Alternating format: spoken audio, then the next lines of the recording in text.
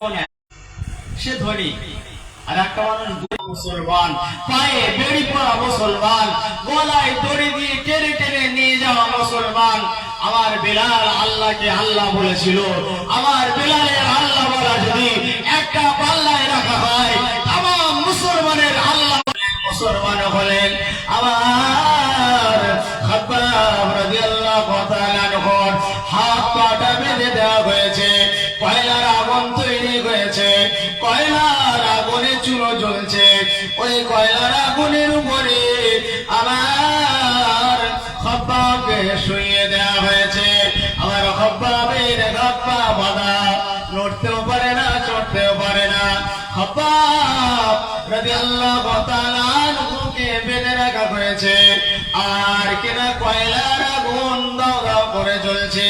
আমার খাব্বাবে আর কিনা গায়ের চামড়া রক্তগুলো, আর কিনা গলে গলে চর্বিগুলো গলে গলে গলে গলে গলে গলে আগুনটা লেগে গিয়েছে। কেমন কষ্টের মুসলমান! আমি আজকে বোঝাতে চাইছি বিষয়টা আমার, যে আজ আমাদের নামাজ নেই, রোজা নেই, পাক না পাক নেই, হক হালাল নেই, পর্দা নেই, এসব নেই কেন? আমরা সস্তায় মুসলমান। আর তাদের ছিল কেন? তারা সস্তায় নয়, তারা মার খেয়ে পায়ে দড়ি পরে আগুনের উপরে শুয়ে তবে তারা মুসলমান হয়েছিল। তাই তাদের আল্লাহ বলা, তাদের চলাফেরা, তাদের ওঠা বসা, কৃষ্টি কালচারটা সম্পূর্ণ আলাদা। আমার ইসলাম ওই শিক্ষা দিয়েছে। আল্লাহ রসুল বসে আছেন, সাহাবায়ে কিরামরা বসে আছেন। এমন সময় একজন ইহুদি তিনি এসে সকলের সামনে মসজিদে নববী শরীফে পেচ্ছাপ করছে। খুব ভালো করে শুনুন, পেচ্ছাপ করছে। আল্লাহ রসুল কি মানুষ তৈরি করেছেন মুসলমানদেরকে! মুসলমানরা তারা তাকে ধরতে গেল, রাসূলুল্লাহ বলছেন দাঁড়াও, ও পেচ্ছাপ করছে, এটা একটা ভাইটাল কাজ করছে, ওর প্রয়োজন, কিন্তু অন্য জায়গায় না করে মসজিদে করছে। তার মানে আমাদেরকে দেখাতে চাইছে যে আমি তোমাদের মসজিদকে ভিড় না করি। কিন্তু আমার রাসূলুল্লাহ ওকে মারলেন না, বকলেন না, পেচ্ছাপটা বন্ধ করে দিলেন না। রাসূলুল্লাহ বলছে ওকে আগে পেচ্ছাপটা সম্পূর্ণ হতে দাও। পেচ্ছাপটা সম্পূর্ণ করে যখন হয়ে গেল, রাসূলুল্লাহ বলছে বাবা, তুমি যেখানে পেচ্ছাপ করলে না, এটা হলো আমাদের মসজিদ, আল্লাহর ঘর, এখানে আমরা নামাজ পড়ি, তুমি বা পেচ্ছাপ করলে। আল্লাহ রসুলের এই মায়ার কথা, আল্লাহ রসুলের এই ভালোবাসাটা দেখে, আল্লাহ রসুলের এই মহব্বতটা দেখে, চরিত্রটা দেখে, ওই মানুষটা আর কিনা ইসলামের দুশমন, কোরআনের দুশমন, নবীর দুশমন, ওই মানুষটা ইসলামকে ঘৃণা করে, মসজিদকে ঘৃণা করে, মুসলমান দেখলে ঘৃণা করে।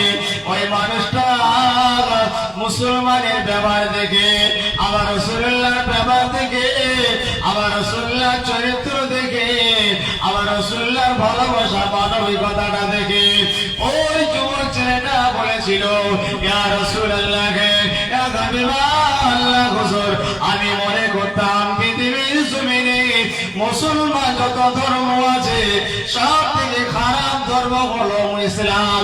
যত মানুষ আছে সমস্ত মানুষের মধ্যে খারাপ মানুষ হলো মুসলমান। ইয়া রাসূলুল্লাহ, ইয়া হাবিবাল্লাহ হুজুর, আমার ইসলামের উপরে ঘৃণা ছিল, মসজিদের উপরে ঘৃণা ছিল, মুসলমানের উপরে ঘৃণা ছিল। ইয়া রাসূলুল্লাহ, ইয়া হাবিবাল্লাহ হুজুর, এখন তো আমি দেখতে পাচ্ছি পৃথিবীর জমিনে যদি সত্য ধর্ম থাকতে হয় সেটাই হলো ইসলাম।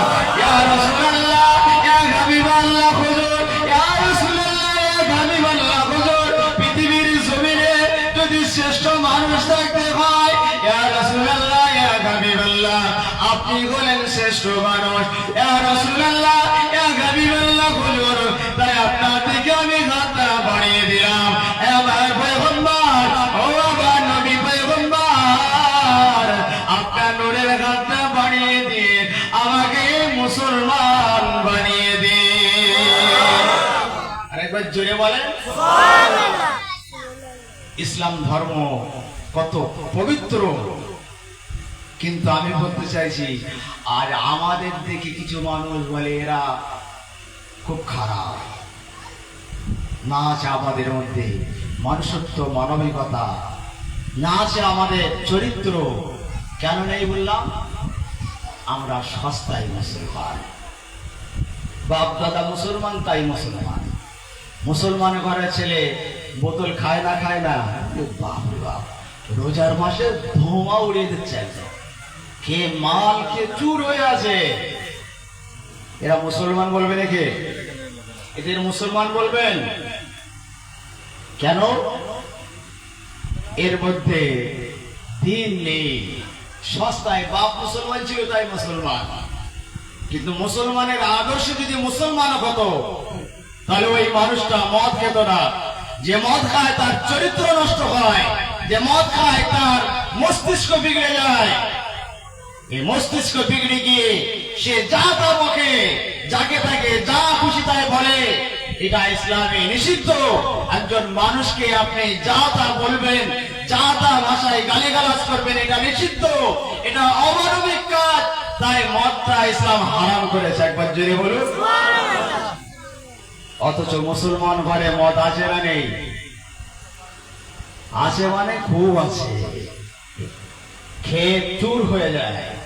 আজকের আমি বলতে চাইছি আপনাকে প্রকৃত মুসলমান হতে হবে। ইসলাম মিটিয়ে দিতে চেয়েছিল কিন্তু মেটাতে পারেনি। ব্রিটিশের আমলে কলকাতা তখন টাউন, রাজধানী। একটা গ্রামের মানুষ তার মেয়েকে বিয়ে দিয়েছে কলকাতা টাউনে। এখন মেয়ে বিয়ে দিলে মেয়ের বাড়ি বাপ যায় না? যায় না? এই কথা বলে না কেন? সব যায় না নাকি? যাই তো। বাপ যাবে না, কি যাবে? তবে তো মেয়ের মুখটা বাঁচাতে হবে, মেয়ের মনটা কত আনন্দ হবে। তো বাপ গেছে মেয়ের বাড়ি বেড়াতে। বেড়াতে গিয়ে দেখছে যে মেয়ের বাড়িতে দেয়াল টিপলে পানি, দেয়াল টিপলে আলো। বুঝেন কিছু? ছোটবেলায় আমরা শুনেছি টাউনের দেয়াল টিপলে আলো, দেয়াল টিপলে পানি। সে কি জিনিস? দেয়াল টিপলে আলো, দেয়াল টিপলে পানি। তার মানে এখন সেটা বোঝা যাচ্ছে দেয়াল টিপলে পানি, দেয়াল টিপলে আলো কেন। তো মেয়ের বাড়ি বেড়াতে গিয়ে দেখছে মেয়ের বাড়ি খুব সুন্দর অ্যারেঞ্জমেন্ট, সুন্দর খাওয়া দাওয়া, সবকিছু হলো। রাত্রেবেলা শ্বশুর মশাইকে জামাই বাবাজি একটা ঘরে ঘুমাতে দিয়েছে। ঘুমাতে দিয়ে বলছে, বাবা, আব্বা, এই লাইটটা বন্ধ করে শোবেন, লিভিয়ে দিয়ে শোবেন। লাইট লিভিয়ে দিয়ে শুতে বলেছে। বলে দরজা ঠেলে দিয়ে চলে গেছে। জামাই বাবাজি অনেক পরে বাথরুমে উঠেছে, দেখছে শ্বশুরের ঘরে আলো চলছে। কেন এখন আলো জ্বলছে দেখি। এসে দেখছে শ্বশুর মশাই বাল্বে মুখ লাগিয়ে ফুঁ দিয়েই যাচ্ছে। বাল্বে মুখ লাগিয়ে ফুঁ দিয়েই যাচ্ছে। কারণ তখনকার সময় হারিকেন ছিল, লন্ঠন ছিল। হারিকেন, লন্ঠন, লম্পর, অনেক কিছু ছিল। ওগুলো কি দিয়ে লেবাতে হয়? সবাই বলে ফুঁ দিয়ে লেবাতে হয়। ও তার এই পাঠশালায় কোনোদিন পড়েনি, ও তো ফুঁ দিয়ে লেবার অভ্যাস। ও ভাবছে এটাও ফুঁ দিয়ে লেবাতে হবে। ওই ফুঁ দিয়েই যাচ্ছে। ফুঁ দিতে দিতে বাবাজি আবার ঘেমে গেছে। ফুঁ দিয়ে দিয়ে বাবাজি ঘেমে গেছে, নেবে না।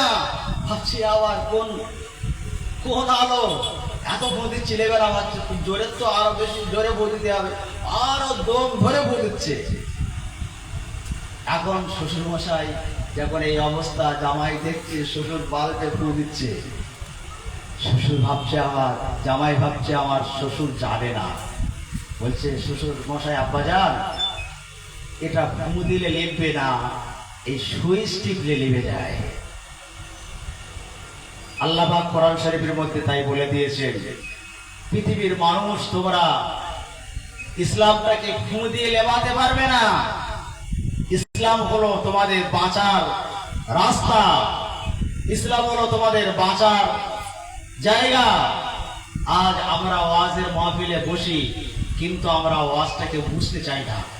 তাই আজকে আমি বলতে চাইছি, আজ আমরা সস্তায় মুসলমান, তাই আমাদের নামাজি নেই, তাই আমাদের ইবাদতে নেই, তাই পর্দা নেই, তাই আদব কায়দা নেই, তাই মুসলমান ঘরের ছেলে মদ খায়।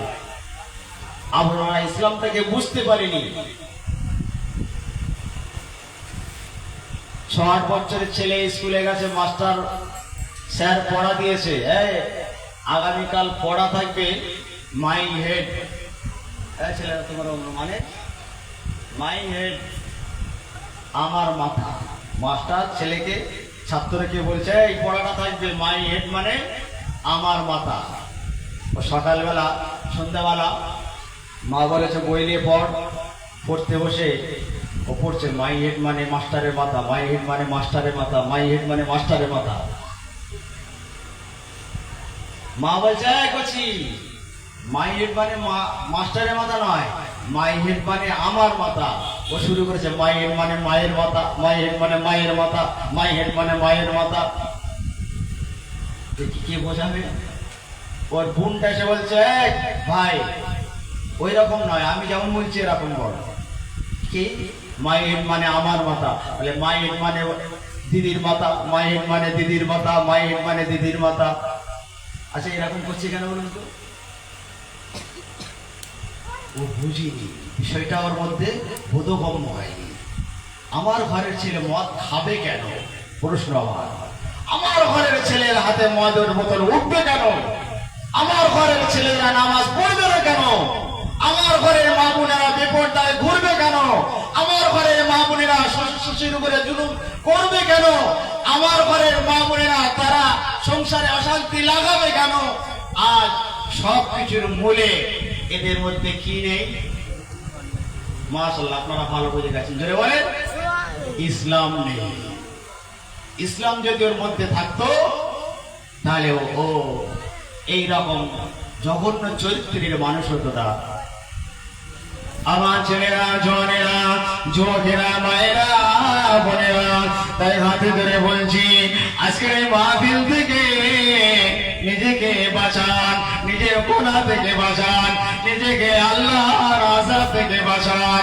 নামাজি হয়ে যান, পর্দানশীনা হয়ে যান, আবেদা হয়ে যান, জাগিরা হয়ে যান, সালেহা হয়ে যান। ও ছেলেরা, জওয়ানেরা, যুবকেরা, হাতে ধরে বলছি নামাজি হয়ে যান। নামাজ পড়লে আল্লাহ খুশি হবে, নামাজ পড়লে জান্নাত পাওয়া যাবে, নামাজ পড়লে দুনিয়ার আযাব থেকে বাঁচা যাবে, আল্লাহর গজব থেকে বাঁচা যাবে, মরণের আযাব থেকে বাঁচা যাবে। নামাজ পড়বেন? হুজুর আপনি আপনার কাজ চ্যাপ্টার শেষ করে দেন, সিলেবাস শেষ করে দেন, পরীক্ষায় 0। এখন ছাত্রছাত্রীরা দেখবেন 9 পর্যন্ত সব 50% 0 নিয়ে ওঠে। আমি তো একটা স্কুলে শিক্ষকতা করি,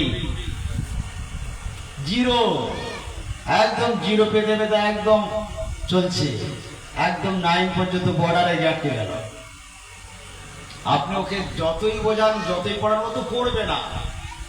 কেউ যদি জেগে ঘুমায় তাকে তোলা যাবে? আমি বলছি তোলা যাবে। কেউ যদি জেগে ঘুমায় মানে ঘুমানোর ভান করে আছে, বলে তোলা যাবে না, আমি বলছি তোলা যাবে। ওর গায়ে আগুন দিতে হবে, উঠবে না। মানে যদি জেগে ঘুমানোর ভান করে ডেকে না তোলা যায়, ওই গায়ে আগুন দেন, জেগে ঘুমানো ছুটে যাবে একদম। তাই আমি বলতে চাইছি কিছু কথা, বোঝার কথা আপনাদের বলতে চাইছি।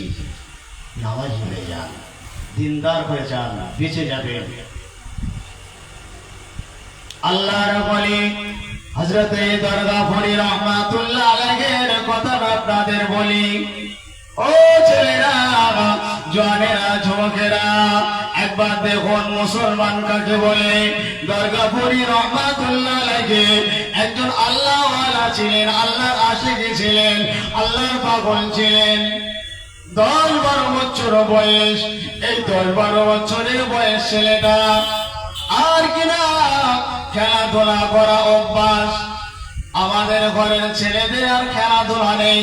এখন খেলা, এখন আর খেলা নেই, খেলা শেষ হয়ে যাচ্ছে সমাজ। আমার মা বোনেরা বাচ্চা কান্নাকাটি করবে, এ তো থামানোর সময় নেই, এর ফেলে দিয়েছিলে ও একদম খাড়া করে আছে ওই দিকেই তাকিয়ে। এ তোর বাচ্চার নয়, এই মা বোনেদের বাপের দোষ। আপনার বাপ মা আপনাকে ফোন দিয়ে মানুষ করেছিল নাকি? আপনি আপনার বাচ্চাটাকে ফোন দিচ্ছেন মানে ওর ব্রেন নার্ভ যা আছে সব শেষ করে দিচ্ছেন, ওর চোখ নার্ভ ব্রেন যা আছে সব অকেজো করে দিচ্ছেন, ওর লাইফটাই আপনি শেষ করে দিচ্ছেন। এই মোবাইলটা কে দিয়েছে? ওর বাপ আর নাহলে ওর মা দিয়েছে। ওই 2 বছরের বাচ্চাও কি ফোন মায়ের পেট থেকে দেখে এসেছিল নাকি? আমি কিছু বোঝানোর কথা বলছি, সমাজের কথা, বাঁচার কথা বলছি। আমার মা বোনেদের হাতে ধরে বলছি, আপনার সোনার মানিক, কত আদরের, কত মহব্বতের বাচ্চা, ওই বাচ্চাটাকে আপনি মোবাইল দিচ্ছেন মানে আপনি ওকে শেষ করছেন, ওর আয়ুটাকে কমিয়ে দিচ্ছেন আপনি, ওর মস্তিষ্ক ঘাটতি হবে, ওর চোখের দোষ হবে, ওর নানা রকমের শারীরিক প্রবলেম হবে, ওর ব্রেন শক্তি কমে যাবে। কারণ সব 2-4 বছর 6 বছর বয়সে ওদের সব কোষগুলো থাকে খুব নরম, খুব লাজুক। আর ছেলেদেরকে মোবাইল থেকে বাঁচান। আমি যে কথা বলছিলাম, 10-12 বছরের ছেলেদের কি নেশা থাকা ছিল আগে, আমাদের কি ছিল?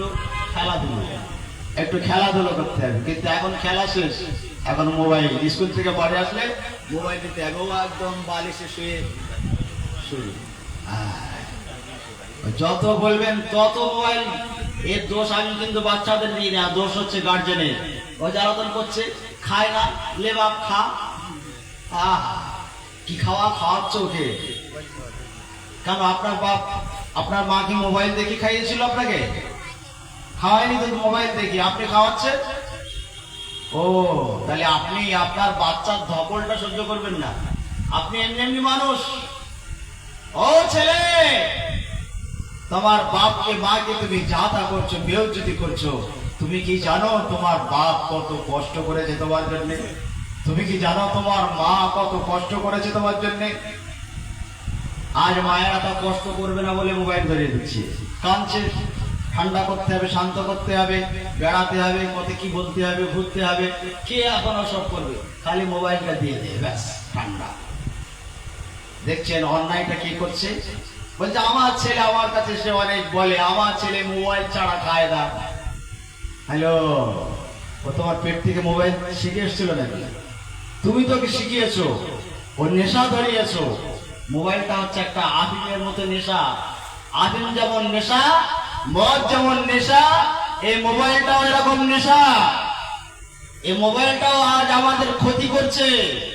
এটা ভালো জিনিস, ভালো ইউজ করলে ভালো, খারাপ ইউজ করলে খারাপ, ক্ষতি রয়েছে।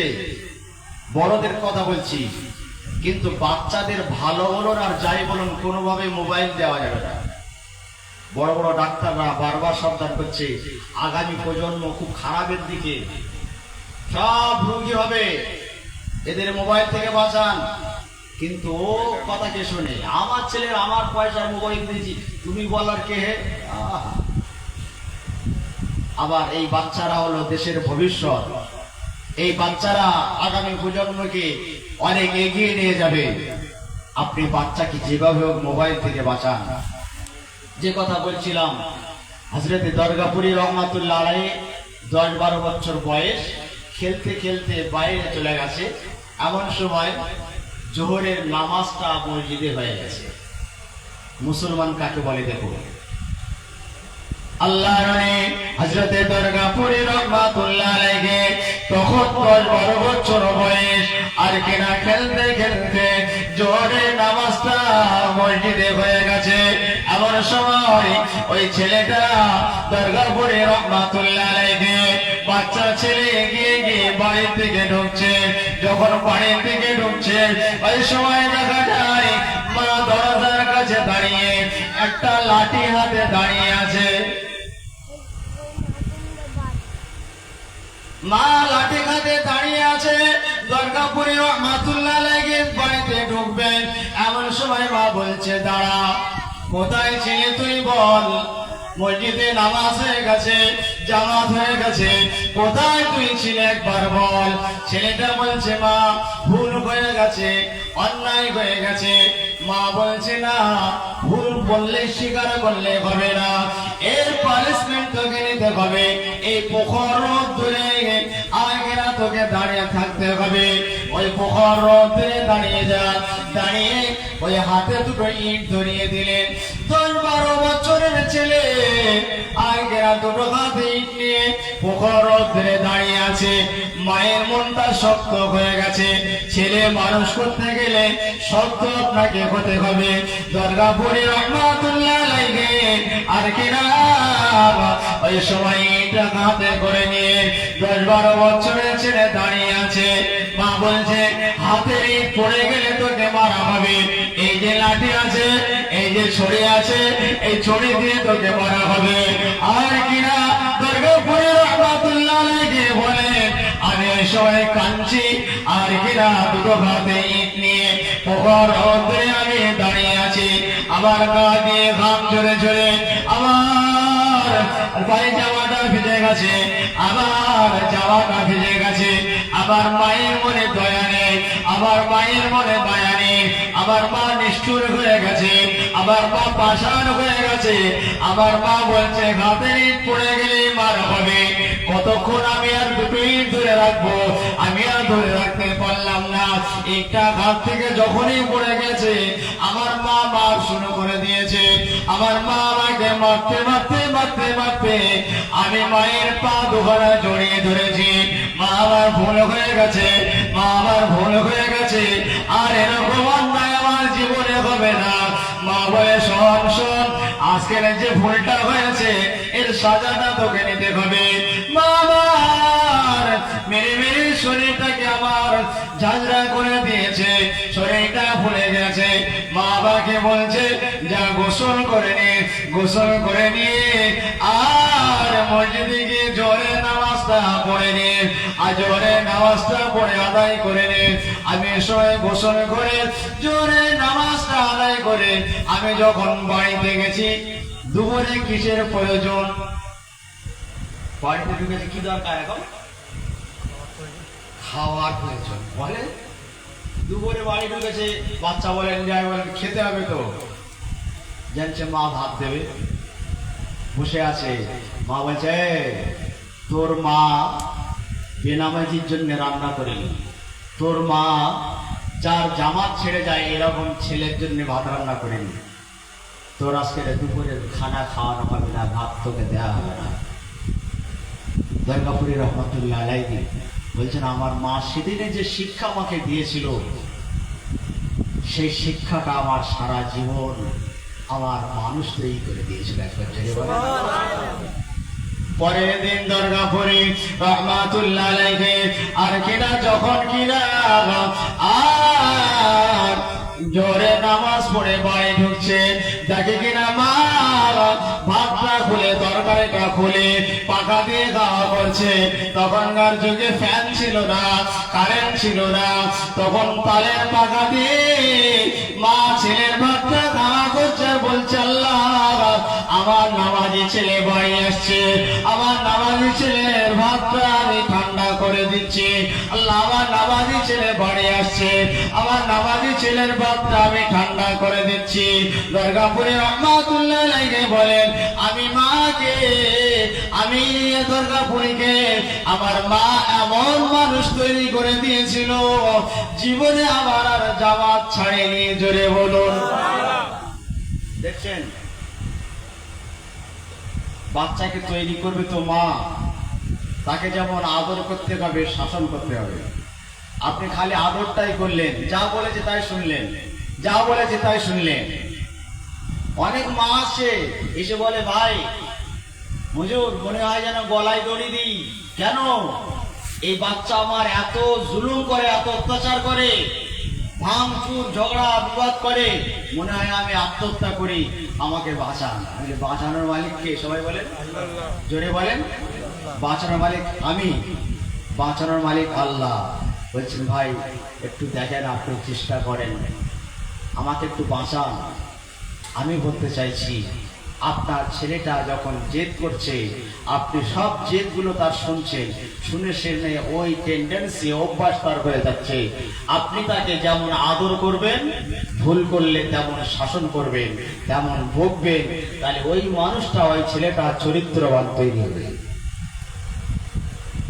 তাই আজকে আমি বলতে চাইছি, আমার পাপ্পু ভাই আপনাদের দাওয়াত করেছে, এই মাহফিল থেকে আপনারা পরিচিত মুসলমান মানুষ হয়ে যান। পরিচিত মুসলমান মানুষ যদি তৈরি হতে পারেন, আপনার জন্য দুনিয়া আখিরাতটা লাভ রয়েছে। আমরা পরিচিত মানুষ হতে পারিনি, আমরা সস্তায় মুসলমান। মুসলমান হওয়ার জন্য কি কষ্ট না হয়েছে। ও ছেলেরা, ও জওয়ানেরা, যুবকেরা, ও মা বোনেরা, একটু খেয়াল করে শুনুন, মুসলমান হওয়ার জন্য কত কষ্ট করতে হয়েছে। আল্লাহ নবী, বাপারা মামারা নবী, এতে বেশি নবী আমার আর কিনা মক্কার জমিন ছেড়ে মদিনার জমিনে চলে গেছেন। ওই সময় রাসূলুল্লাহর মহব্বতের মানুষেরা রাসূলকে না পেয়ে আর পাগলের মতো হয়ে গেছে। রাসূলের ঘরে হয়ে খাওয়া নেই, দাওয়া নেই, সব খারাপ হয়ে যাচ্ছে, পাগলের মতো হয়ে যাচ্ছে। এমন সময় 9 জন মহিলা একসাথে দলবদ্ধ হয়ে তারা গোপনে গোপনে লুকিয়ে লুকিয়ে মক্কার জমিন ছেড়ে মদিনার জমিনে রওনা দিয়েছে। মুসলমান হওয়ার জন্য কি কষ্টটা হয়েছে তাদের দেখুন। 9 জন মহিলা, কোলে তাদের সন্তান রয়েছে, কোলে তাদের বাচ্চা রয়েছে।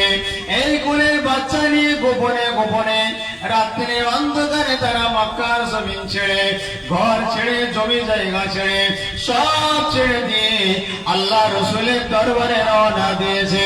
মক্কার বর্ডারে আবু জেহেলের সৈন্যরা দাঁড়িয়ে গেছে। আবু জেহেলের সৈন্যরা মক্কার বর্ডারে দাঁড়িয়ে আছে। ওই 9 জন মহিলাকে দেখতে পেয়ে তাদেরকে জিজ্ঞাসা করলো কোথায় যাবে। ওই 9 জন মহিলা বলেছিল, আমরা আমাদের রসুলের দরবারে যাব, আমরা আমাদের পয়গম্বরের দরবারে যাব। ওই সময় আবু জেহেলের সৈন্যরা ওই 9 জন মহিলাকে মারতে শুরু করলেন। এতবার মারেন, চামড়া ফেটে রক্ত বার হতে শুরু করেছে, চামড়া ফেটে রক্ত বেরোতে শুরু করেছে। ওই 9 জন মহিলা আর কিনা চিৎকার করে আল্লাহকে ডাকে, কিন্তু না না, আবু জেহেলের সৈন্যরা শুনবে না। ওরা বলতে লাগলো, তোরা যদি বাড়ি ফিরে না যাস, তোদেরকে মেরে মেরে মেরে ফেলা হবে। ওই 9 জন মহিলা আল্লাহ বলার জন্য, মুসলমান হওয়ার জন্য তাদের কোনো অপরাধ ছিল না, তারা সত্য ধর্ম মেনে নেওয়ার জন্য তাদের উপরে অত্যাচার শুরু হয়ে গেল। মেরে মেরে যখন আবু জেহেলের সৈন্যরা হাঁপিয়ে গিয়েছে, ওই সময় বলতে লাগলো, এ মহিলারা, তোদের যদি মেরে মেরে মেরে ফেলে দেওয়া হয় তথাপি কি তোরা শুনবি না? ওই 9 জন মহিলা বলেছিল, আমাদের যদি মেরে মেরে মেরে ফেলা হয় তথাপি আমরা রাসূলুল্লাহর দরবার ছাড়বো না। জোরে বলুন, জোরে বলা যাবে না? নারা দিবে। সস্তায় মুসলমান নয়। এমন সময় আবু জেহেলের সৈন্যরা বলছে, মহিলারা শোনো, তোমাদের কোলে যে বাচ্চাগুলো আছে, ওই বাচ্চাগুলোকে আমরা শহীদ করে দেবো, কতল করে দেবো। কারে মুসলমান বলে দেখো, তোমাদের কোলের বাচ্চাগুলোকে শহীদ করে দেবো। ওই সময় 9 জন মহিলা বলেছিল, আপনি আমাদের কোলের বাচ্চাগুলোকে শহীদ করে দেবেন, আমাদের বাচ্চারা আল্লাহর জান্নাতে পৌঁছে যাবে। আরেকবার জোরে বলা যাবে না? আপনি আমার বাচ্চাগুলোকে আপনারা শহীদ করে দেবেন, আমার বাচ্চাগুলো আল্লাহর জান্নাতে গিয়ে খেলা করবে, আমরা কোনো পরোয়া করি না। ওই সময় দেখা যায় 9 জন মহিলাকে উলঙ্গ করে তাদের ওই কাপড়টাকে খুলে বিছিয়ে দিয়ে মায়ের সামনে ওই বাচ্চাগুলোকে কেটে টুকরা টুকরা করতে লেগেছে। দেখুন মুসলমান হওয়ার জন্য কি কষ্ট তাদের হয়েছে। ওই সবাই মহিলাদের চোখে পানি গড়ায়, নিজের সন্তানগুলোকে শহীদ করে দিচ্ছে। ওই সময় মহিলাগুলো কাঁদে আর বলে, আল্লাহ আজকে আমরা আমাদের কাছ থেকে আমাদের নারী ছেড়া সন্তানগুলোকে আজ আমাদের কাছ থেকে কেড়ে নিয়ে আজ আবু জেহেলের সৈন্যরা তাদের কেটে টুকরা টুকরা করে দিচ্ছে।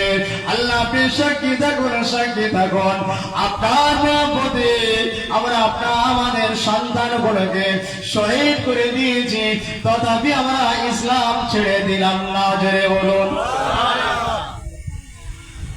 তারা সব ছেড়েছে, ইসলাম ছাড়েনি। আমাদের সব থাক, ইসলামটা যাই যাক, সব থাক, আনন্দ ফুর্তি যা আছে সব থাক, ইসলাম থাকে থাক, যাই যাক। তাই তো আজ তাদের কাছে সব চলে যাক, ইসলামটা থাক। ইসলাম মানে শান্তি, শান্তির ধর্ম যদি থাকে দুনিয়ায় শান্তি, কবরে শান্তি, আখিরাতে শান্তি। ওই 9 জন মহিলা চোখ ভরা পানি, তাদের বাচ্চাগুলোকে শহীদ করে দেওয়া হয়েছে। ওই রক্তমাখা শাড়ি পরে নিয়ে আবার তারা রাসূলুল্লাহ দিকে রওনা দিয়েছেন। আল্লাহ পাক হযরতে জিবরাইল আলাইহিস সালামকে পাঠিয়ে দিলেন। আল্লাহর হাবিব বসে আছেন, হযরতে জিবরাইল আলাইহিস সালাম চলে আসলেন। ইয়া রাসূলুল্লাহ,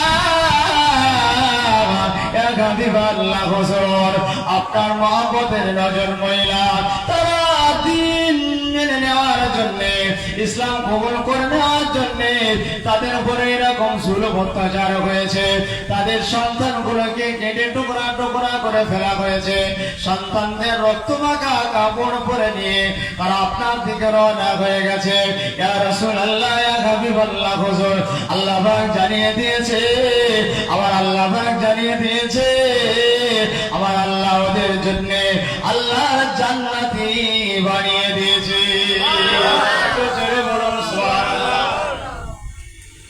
তারা সব দিয়েছে, ইসলাম দিন বাঁচিয়ে রেখেছে। আজ আমাদের সব থাকছে, ইসলামটাকে শেষ করে দেওয়া হচ্ছে।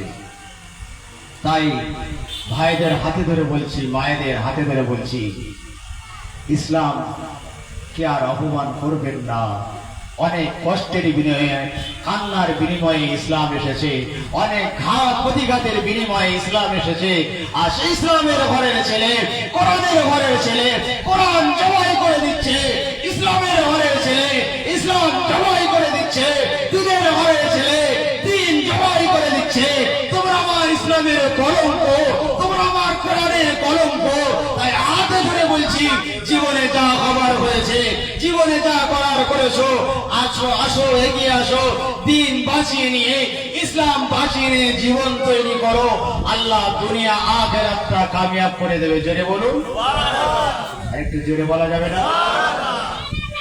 আজকে আমি মাহফিল থেকে আপনাদেরকে বলতে চাইছি, অনেক খরচ করতে হয়েছে এই মাহফিলটা করতে গিয়ে, তাবারকের ব্যবস্থা করেছে।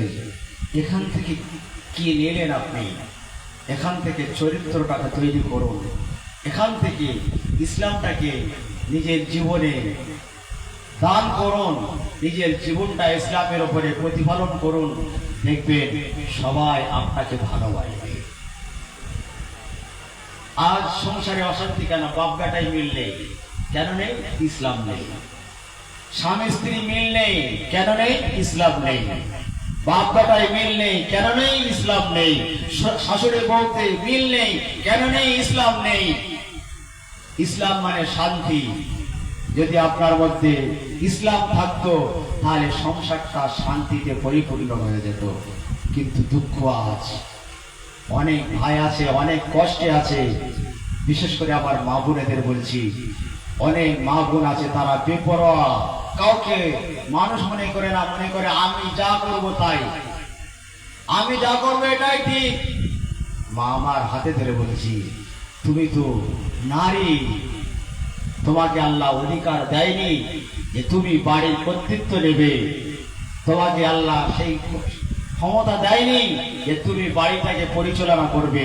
তোমাকে আল্লাহ ওই ক্ষমতা দিয়েছে তুমি বাড়ির মানুষগুলোকে নামাজি বানাবে। আজ মায়েদের মাথায় কাপড় নেই, গায়ে কাপড় নেই, জিন্স প্যান্ট পরে ঘরে, এরকম মুসলমান কিছু আছে না নেই? কিছু মা বোন আছে তো বলবে ভাই আমার পোশাক আমি পরেছি, তোমার কি হয়েছে? তুমি তোমারটা পরেছো, তুমি আমার ইসলামটাকে কলঙ্কিত করেছো, তুমি আমার কোরআনকে অপমান করেছো। কেন?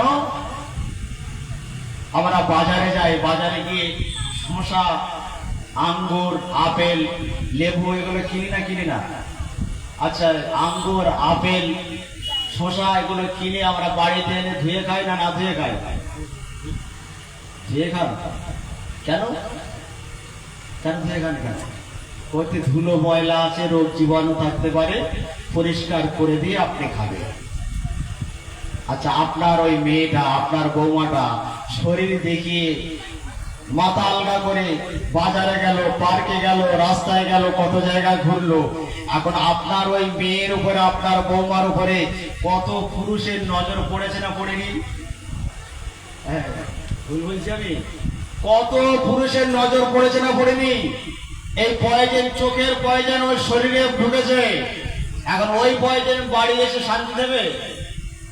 ওই পয়জন শসা বাজারে যদি কিনে নিয়ে এসে না ধুয়ে খান, রোগ জীবাণু আপনার শরীরে যেতে পারে।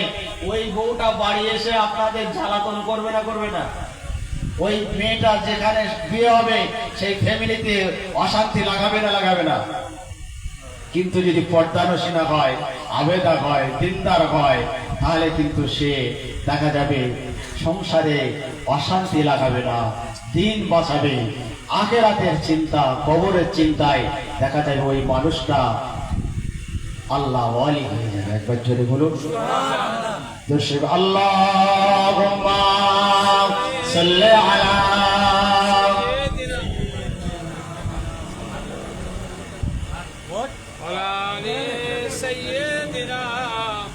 মাওলানা মুহাম্মদ। অনেক বেশি ভালো লাগে, অনেক বেশি ভালো লাগে সোনার মদিনা। একবার জোরে বলেন না। অনেক তো স্লোগান দেন, একটু মদিনা শরীফ থেকে আমরা ঘুরে আসছি, সবাই একটু মহব্বতের সাথে বলুন।